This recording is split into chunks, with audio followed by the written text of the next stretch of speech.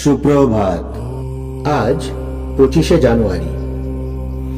আজকের দিনে আমাদের প্রধান চিন্তা হোক আদর্শ রক্ষণ ও মানব কল্যাণের জন্য জীবন ধারণ অপেক্ষা জীবন বিসর্জন অনেক সহজ।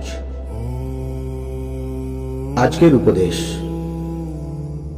এই জীবন সংগ্রামে আমরা স্বার্থ জয়ী হইব এবং কর্তব্য অনুরাগী হইয়া কর্তব্য পালন করিব।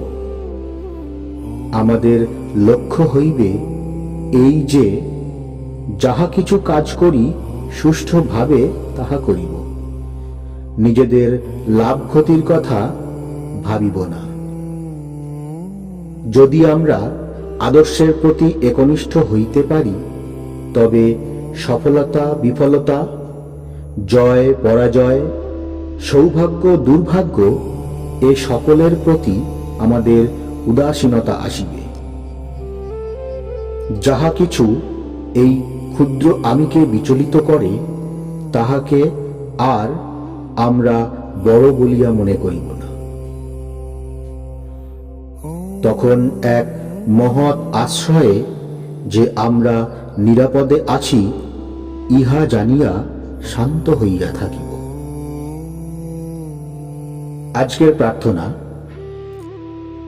হে প্রভু, সর্ব আশীর্বাদ দাতা, তোমার দানের মূল্য আমরা স্থির করিতে পারি না।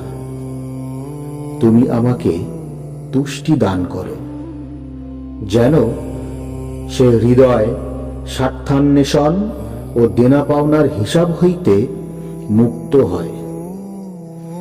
আমার বিদ্রোহী মনের চিন্তাগুলিকে তুমি দমন করো, তাদের নীরব করিয়া দাও এবং আমার ভিতরে আত্মনিবেদন ও আনন্দপ্রসূ সেবার ভাব জাগ্রত করো।